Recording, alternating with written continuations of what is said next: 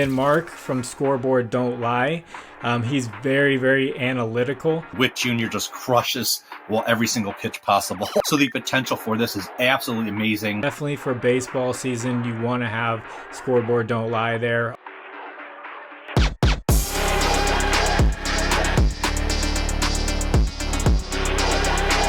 It's March 27th, opening day in the MLB. So let's talk some great batter matchups. All right, in this video, we're going to talk about the best batter versus pitcher matchups for today's games. Let's get right to it. You can see on the screen right there, Vladimir Guerrero Jr. versus Zach Eflin. You can see Eflin's pitch arsenal in the middle of the screen right there. It's basically the balls at which he throws, the percent by which he throws them. And it turns out it's probably not going to matter which one you throw because Guerrero Jr. lights up every single one of these pitches.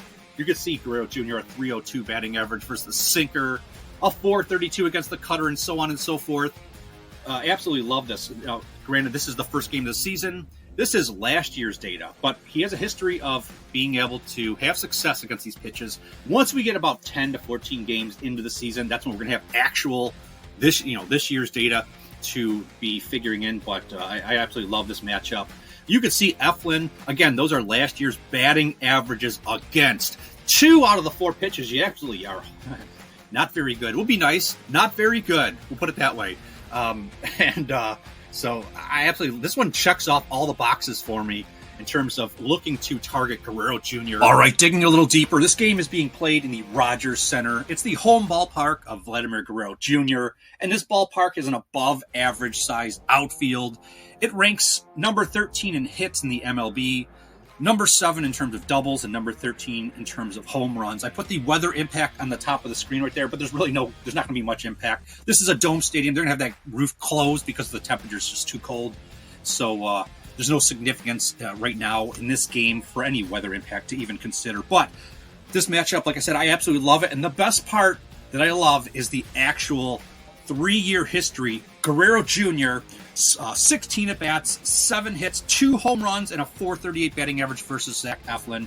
So there's looking like there's multiple ways to try to target how to use Guerrero Jr.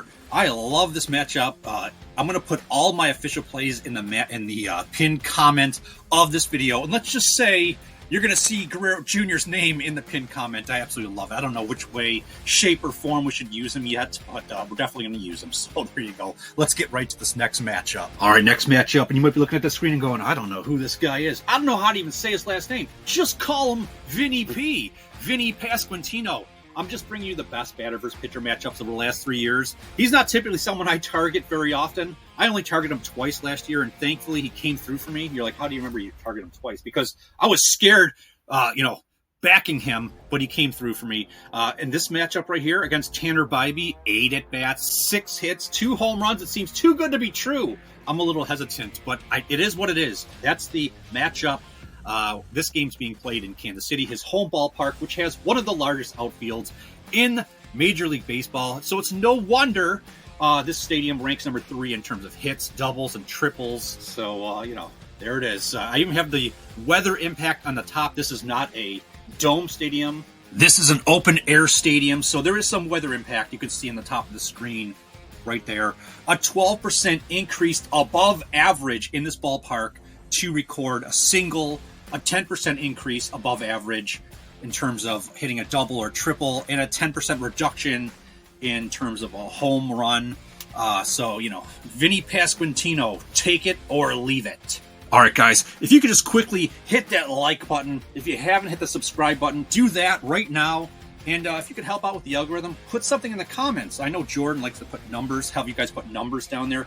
I like to put a specific letter, the letter W, because you know what it's for. It's for winning. That's what we're trying to do right here. So if you put a W down there, it'd be greatly appreciated. All right, let's get right back to these matchups. All right, next matchup. Yeah, you know who this one is. Adley Rutschman. And this matchup, what a large sample size. 22 at-bats, 13 hits, 3 home runs, a 591 batting average versus Jose Berrios over the last 3 years. This game is played, again, this one's in Toronto, a ballpark we just talked about with Guerrero Jr., in which ranks number 13 in terms of hits, number 7 in doubles, and number 13 in terms of home runs. Look at that large sample size of at-bats, hits, and home runs, and a 591 batting average in this situation.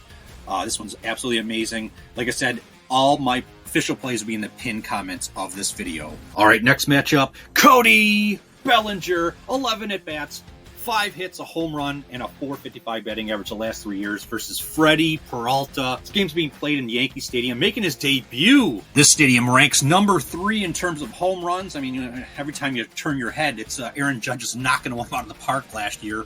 But it is a below average, surprisingly, ballpark to report a hit. But, the superstars, they always know how to get hits in the Yankee Stadium. So it is what it is. So there you go. I like Cody Bellinger's matchup versus Freddie Peralta.